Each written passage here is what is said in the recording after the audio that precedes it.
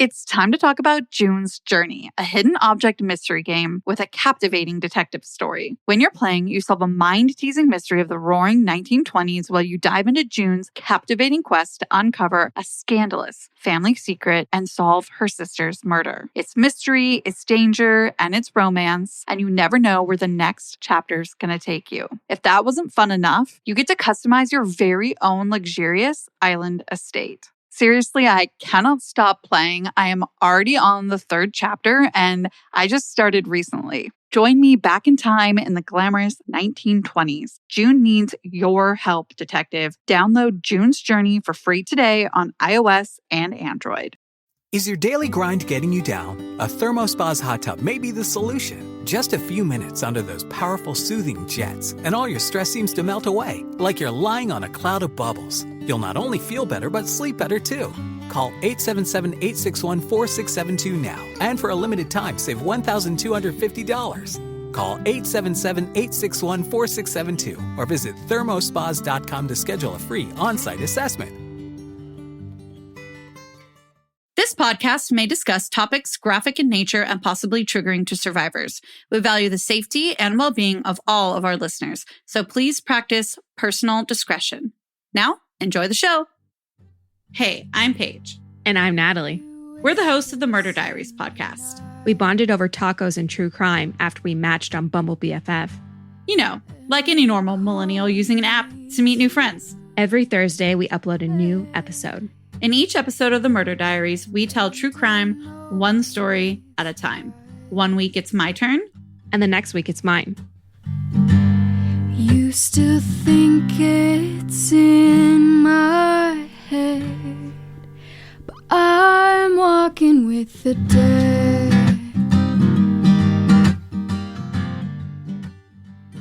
All right, Paige. I've been following this case for 3 years. It first caught my attention late one night while I was lurking web sleuths, as one does, and was shocked that there was so little. I mean, imagine the absolute bare minimum amount of information on the case, despite the fact that it happened in 2018. A man goes missing, his partner doesn't report it until the next day, and the trail goes cold. Or at least that was the case until January 2021. Literally within the last 2 weeks, there's been a major development. And while we still don't have all the answers, I felt more compelled than ever to share. This is the story of Zachery Lucas Rose. February 2nd, 2018 was a typical Friday for Zachery. Zachery, who was 27 at the time, spent the day at the office. He worked as an engineer at Biorad, a biotech research firm in Hercules, California. And that's a small city in Contra Costa County, 10 miles north of Berkeley, otherwise known as NorCal or the Bay Area. And if you're familiar with GSK, that's where Paul Holes used to work, Contra Costa County. Now, we don't have the name of the coworker that Zachery spoke to, but at some point during the workday, Zachery got to talking about his laid-back plans for the weekend, which also happened to be Super Bowl weekend. Zachery didn't mention whether he'd be watching the game, and none of the articles acknowledge whether he was a fan of the Patriots, the Eagles, or even football in general. And those were the teams playing. However, he did plan on dedicating time to playing the piano.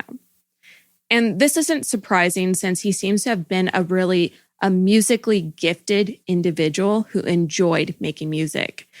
In fact, a teeny tiny side note, according to the sfgate.com, Zachery was part of a Wynne symphony in college.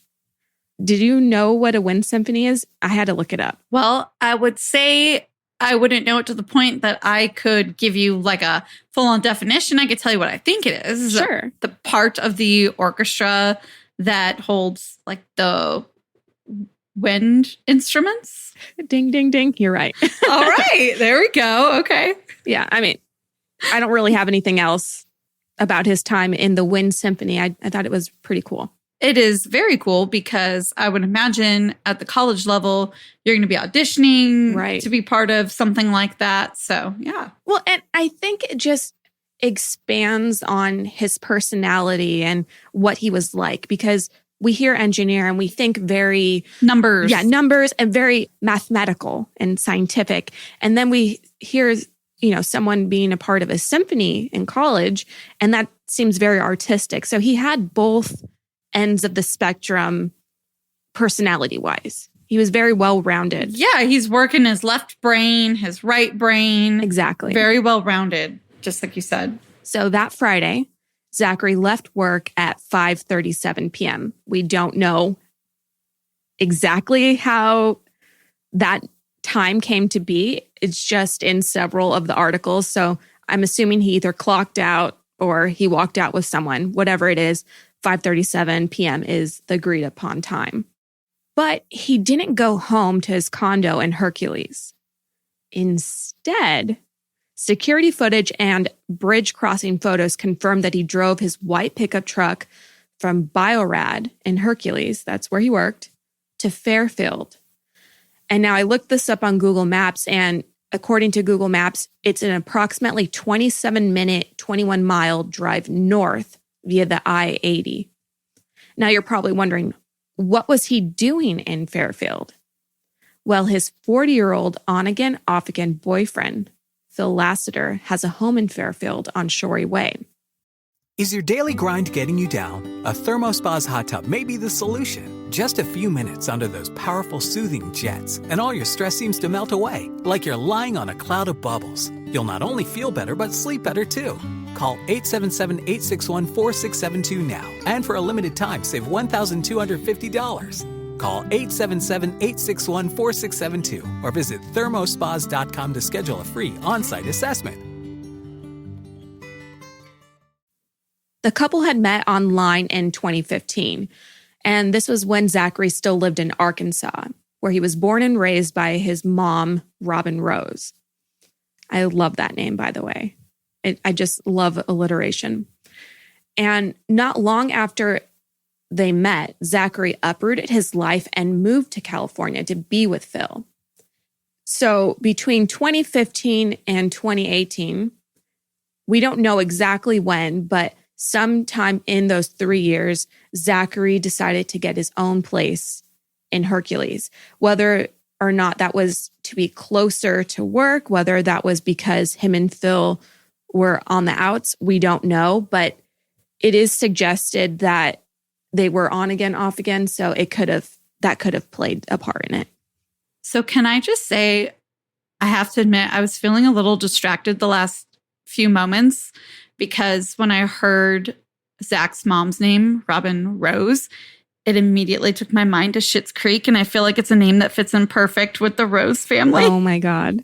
I'm so sorry. No, honestly, I totally thought that while I was doing my research. I love that you brought it up, and I'm sure our listeners were probably thinking the same thing. So it's good that we got that out of the way. We might as well get it out of the way.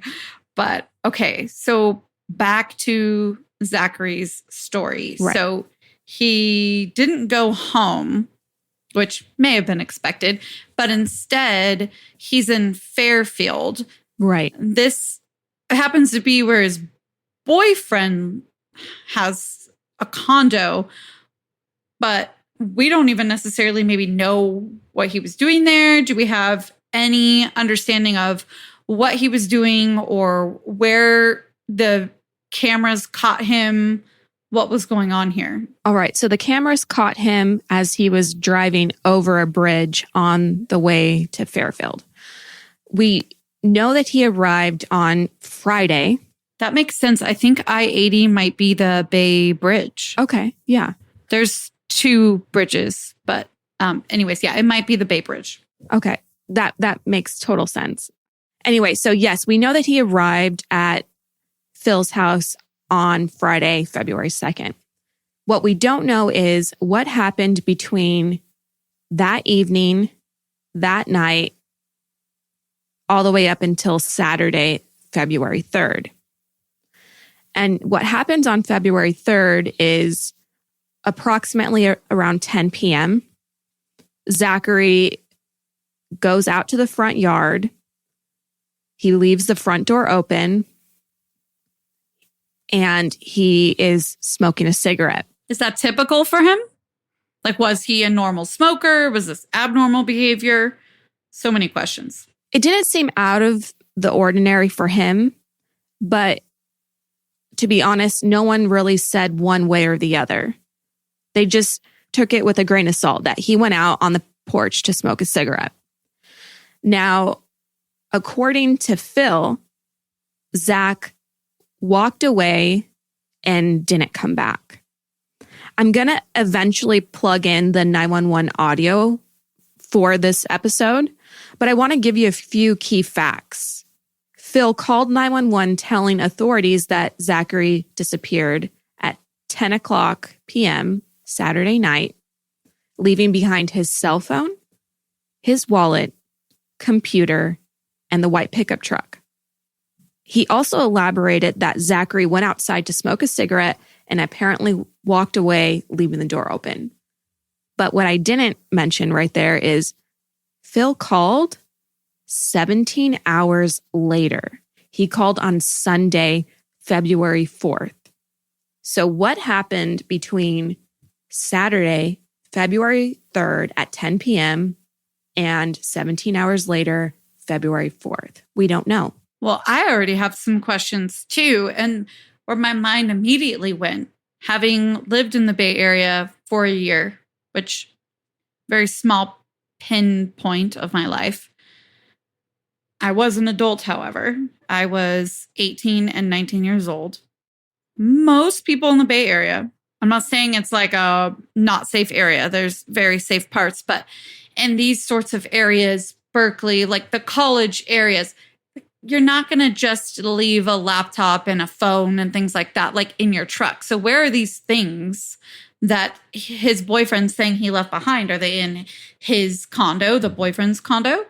I'm assuming that they're at the boyfriend's house. I believe it's a house, not a condo, and that the truck is parked in front of the, in the driveway. See, that's just sus. It's very suspect because this is a man who works at a high level type of job. He probably uses a computer all the time, and you would think that would be his lifeline.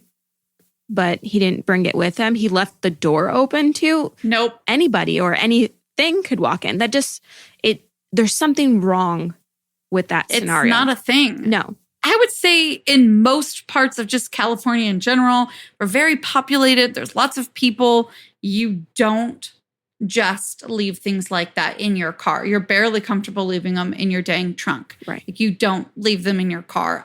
I'm not talking about it being unsafe or there's so much theft. It's just something that there's a higher probability of happening here because we have so many people. Right. So that to me is weird. And sometimes guys don't think about that stuff as much because they're not, I guess it's a male privilege where they don't have to be thinking about things or themselves being unsafe as often. So yeah, maybe in his boyfriend's driveway, he doesn't. I know my mom's friends in the Bay Area leave their car doors unlocked and their house unlocked. I mean, it could also be, I wasn't going to bring this up until later, but maybe the fact that Phil was a police officer.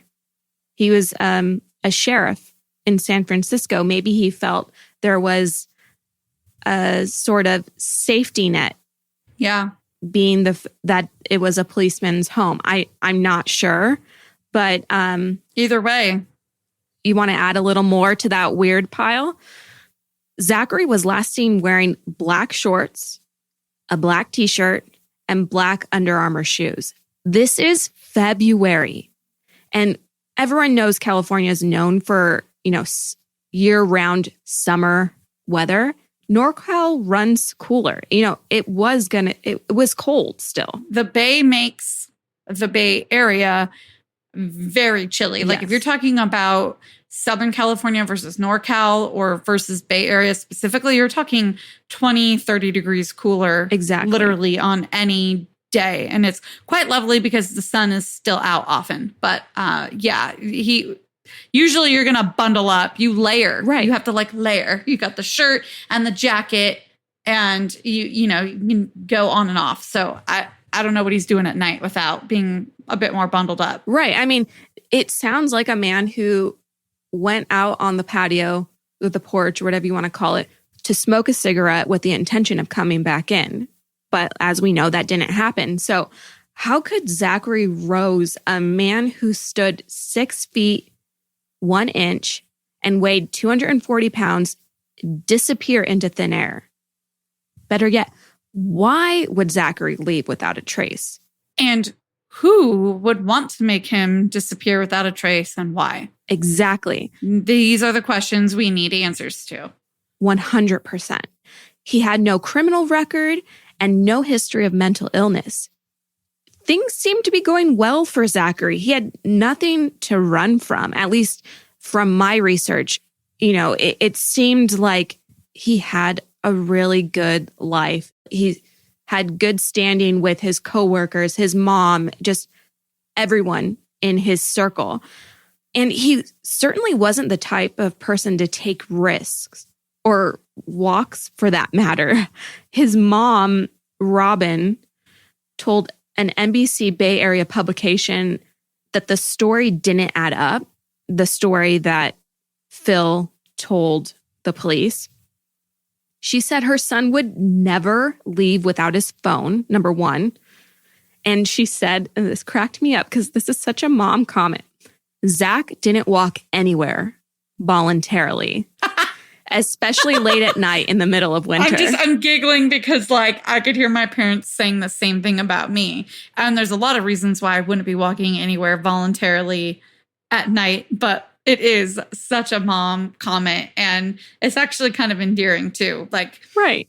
In so many ways, she's also really standing up for who her son was. Nope, I know him. There was nowhere he would have been interested in walking to walk to at night. Exactly. That's just not a thing.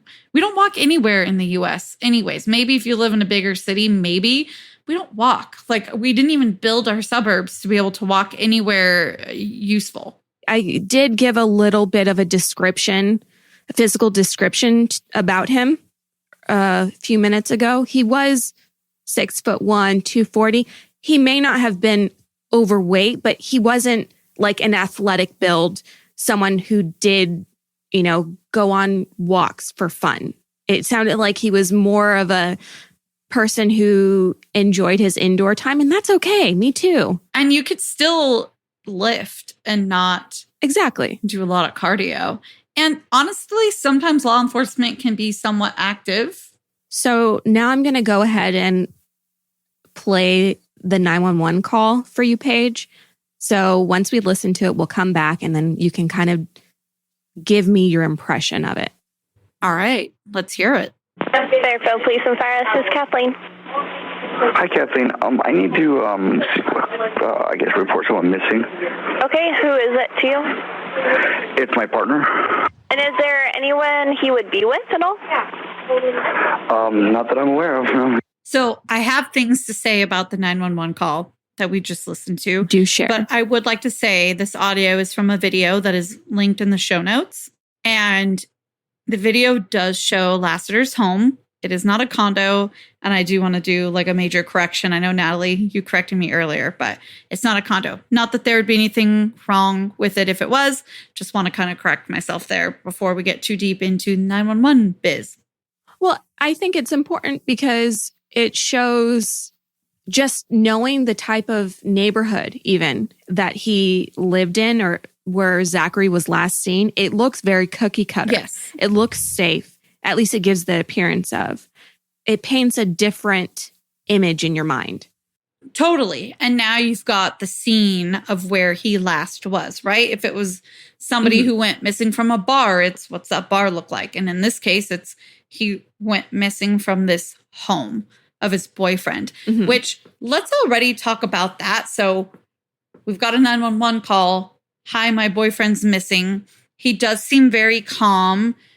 To me, he almost sounded irritable when the 911 dispatcher asks, and who is he to you? My partner. My partner. Yeah. Is there anyone he would be with? Not that I could think of. He's almost kind of, I don't know, just a little bit irritable. I don't want to say he sounded rude or mean, but just really matter of fact, yep, I got to do this call. And I don't want to make assumptions because we don't know what happened, but We touched a little bit on this. Who goes missing at 6'1", 240 pounds in general? But then let's add who goes missing at 6'1", 240 from their partner's home. What? Oh, he's missing. How do you know he's missing? Because he left my house. That doesn't make sense. Who would even think that your boyfriend was missing if they left?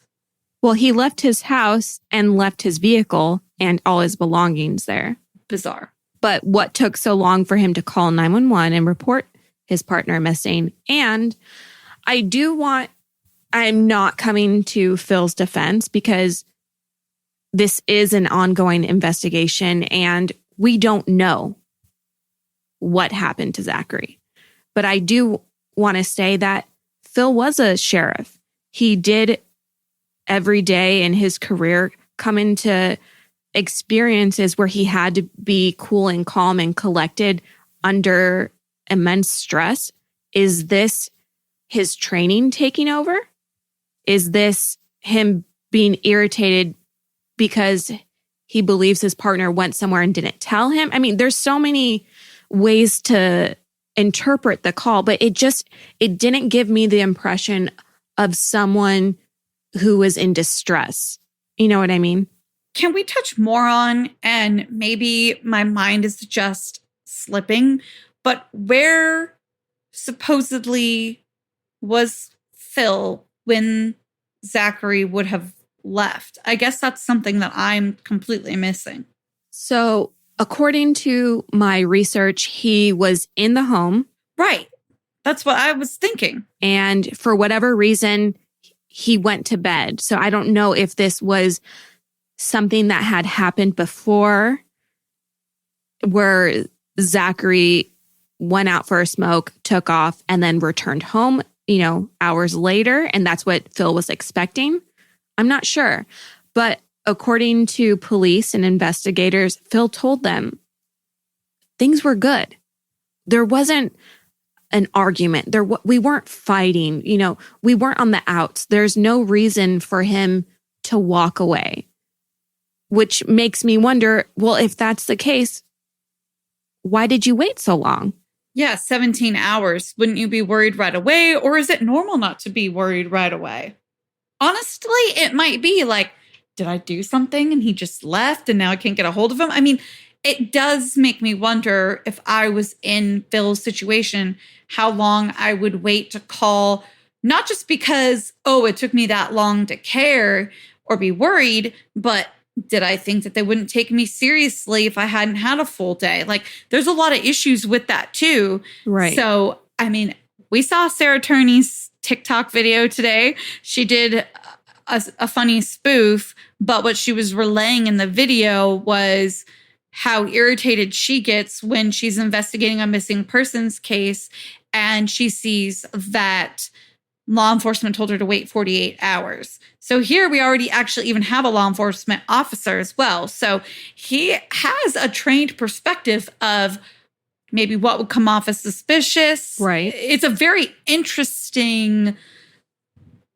perspective to be coming from when going through this. Right. Whether you are responsible or not, that's what really makes this really an interesting case. Right. I mean, he's the significant other, the romantic partner, and he's the last person to have seen Zachery. Right. So things aren't looking good for Phil. He may have been the one that, called 911, but he's the significant other and he's the last person to have seen Zachery. Right. So what happens after the 911 call? In the case, as well as for Phil, what's going on now? All right. So the police take it seriously, which is good. I mean, we do hear about cases where they don't jump on it and it's frustrating, but in this one they did. They did a general search of a few areas around Phil's home. One targeted area was Cement Hill, and it's an area that's only a few blocks from Shorey Way, which is where Phil's home is located. And there was even talk of ATVs being utilized.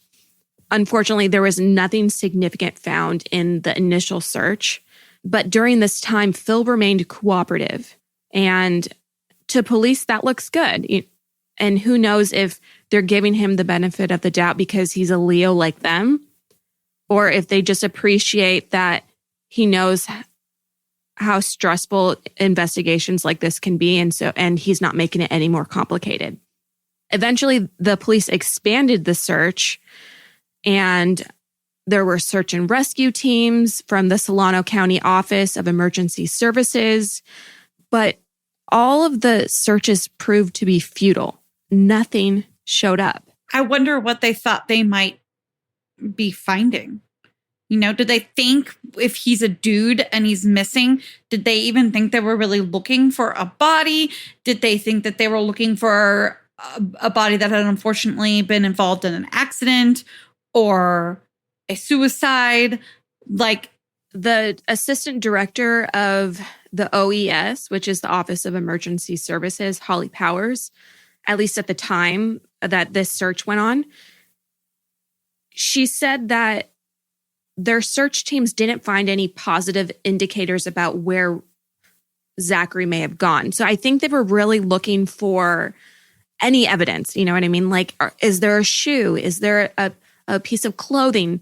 Anything, any trace that would indicate that for sure that Zachery had been in a specific spot. And throughout all this time, like I said, Phil is reminding them, look, things were really good between us. He's being cooperative. And the investigators believe him because they had no reason not to. But that all changes when they realize that there was another very unfortunate event that happened at Phil's home several years earlier. What happened? Well, you're not going to believe this. Well, 8 years earlier, in 2012, Phil was married. In fact, he had been married for 15 years to a man named Bill Volkel, who was 41 years old when he died unexpectedly in his sleep, at least apparently. Did he have any underlying health issues? Like, what 41-year-old just passes in their sleep? This seems really off to me. Right. And you're not the only one that it seemed off to. The Solano County medical examiner wasn't able to determine what caused Bill's death, but he did note that Bill was obese and had a history of heart problems, and those could have attributed to an early death, but there was an unexplained neck injury. And the coroner medical examiner said, our office cannot rule out foul play in light of the injury. Does that still stand? You know how sometimes those things get reversed and they reverse it from unexplained to homicide or from homicide to this, whatever, and it's infuriating, whatever they're switching it to. Bill's autopsy remains the same. Nothing's been changed. There's no closure as to what may have caused that injury.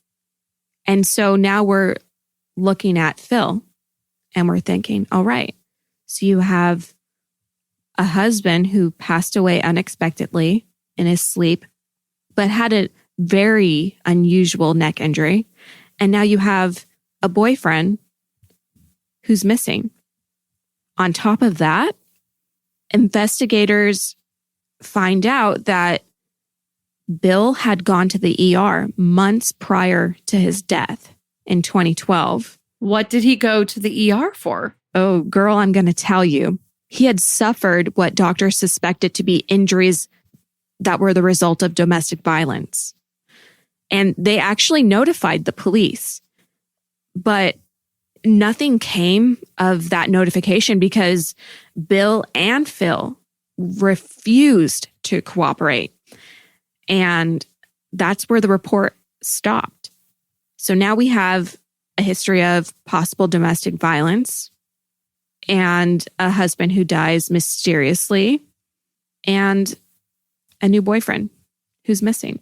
That whole saga, and I don't know if it's because of double standards or what have you, but here again, I'm hearing of a larger man being with this Phil Lassiter, and I'm hearing domestic abuse. Now, I understand abuse can come in many shapes and sizes, but I'm having a hard time picturing, while we're talking obese, he was still of the physical shape where he can walk into a building and that type of thing. And he was still able to live his own normal he was still living life. his own life. Yeah, he was living a sustained life.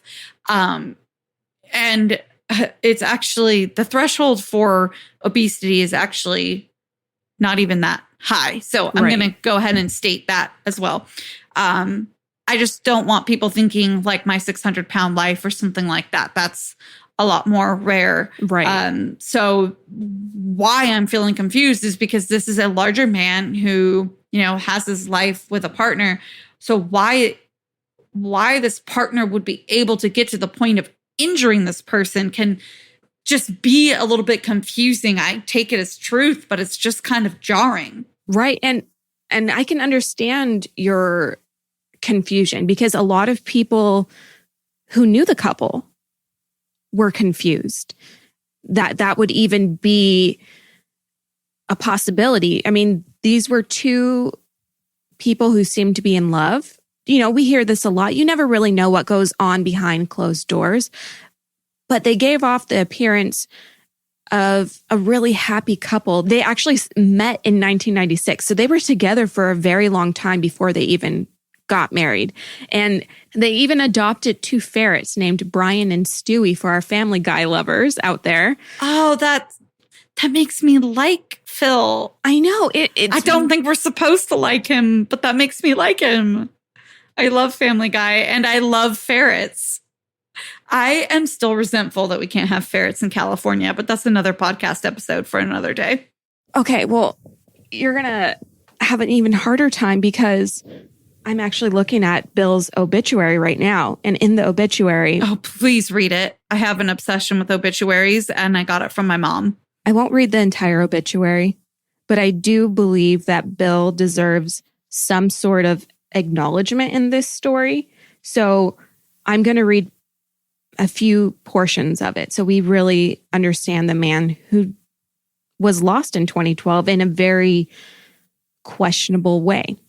So William Bill Kendall Volkel, 41 years old, was born in Sacramento, California. He was raised in Woodland, California, and a resident of Fairfield, California. He passed into the next life on Tuesday, April 3rd, 2012, beside his loving husband of over 15 years, Philip Lassiter. So it's basically said that he passed away in his sleep while sleeping next to Phil. It talks about how Bill was adopted and survived by his mother, and his other surviving family members are his brother, his niece, his cousins.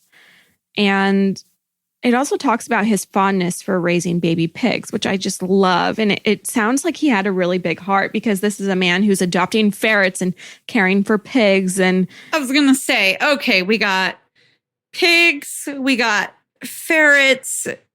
I love him. I know. And according to this, one of his proudest moments was when Phil became a law enforcement officer. See, so he saw Phil from one point to another. Right. And even if there was domestic abuse, for sure, which we will never be the ones to claim anything on this podcast.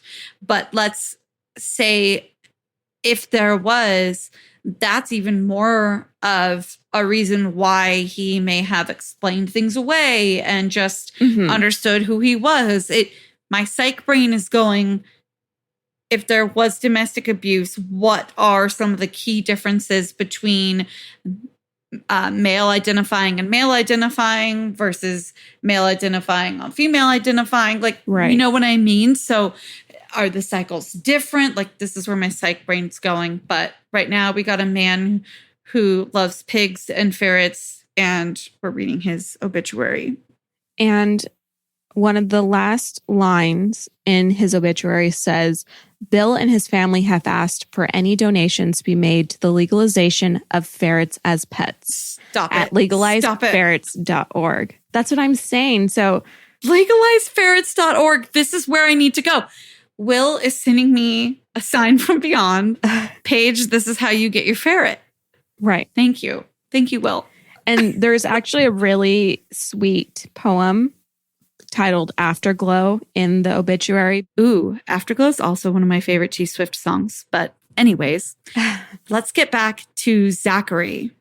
Did they ever find his body? Where are we in the search for Zachery at this point in time?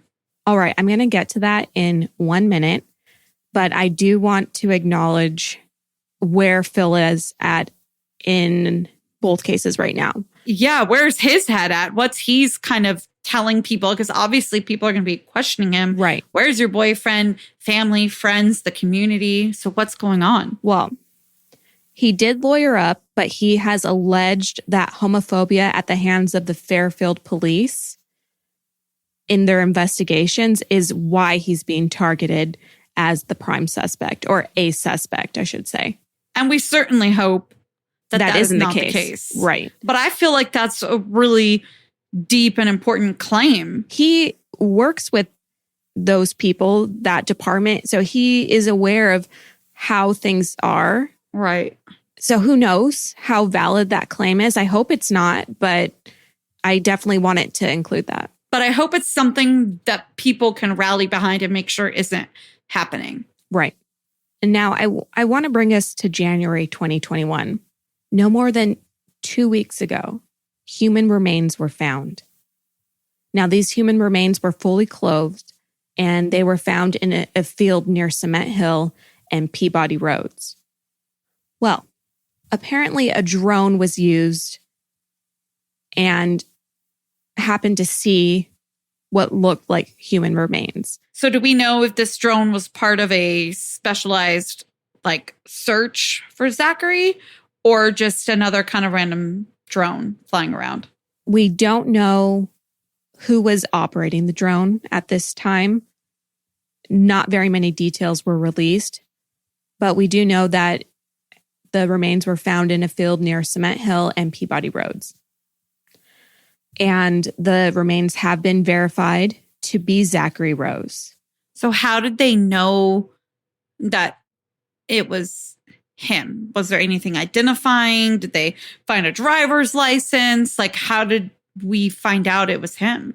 According to his NamUs profile, they do have dental records for him. So I'm not sure if those were used, but they did have access to them. And they also knew what he was wearing. And the remains were, like I mentioned, fully clothed. So they were wearing the same outfit, the same garments that he had gone missing in. I am so glad that there wasn't what seems to be a lot of questioning when it came to being able to identify him. They were like, right, okay, this test, these clothes, here we go. And that's where we're at with Zachery Rose's death. So we've got a body. A suspicious disappearance, but we've got no arrests, no DNA. Nothing. I guess it's pretty early since they just got the body, which honestly, once you get the body, it's kind of all we need to do is prove that somebody was in or around this crime scene. Right. Seriously. And you can really get a murder case going. As you know, you need the weapon, you need the body, and you need to prove they were at the crime scene. And it's, I don't want to say slam dunk because I'm not in the legal field. It's a matter of time. Exactly. It's just a matter of time. So I'm happy for his mom. We'll have to stay up on this case. Definitely. This is something that is finally going to give his family some closure. Obviously, they don't have all the answers right now, but at least his mom can take him home to Arkansas and lay him to rest with her family. So I guess I still have a lot of questions, and I'm sure a lot of the listeners do too. One of the ones I'm really wondering is how close where his body was found was to Phil's house and why that body may have been there. You know, those are questions that I don't have specific answers for. I do know Cement Hill is somewhat close in proximity to Phil's house. Other than that, I have no answers. And I think that really just shows how fresh this case is right now. You know, they're not giving those answers out because it is an ongoing investigation and they've got the biggest lead that they've had in 3 years. And that's Zachery Rose's story. I hope that in the coming weeks, in the coming months, we get more answers. Until then, may he rest in peace.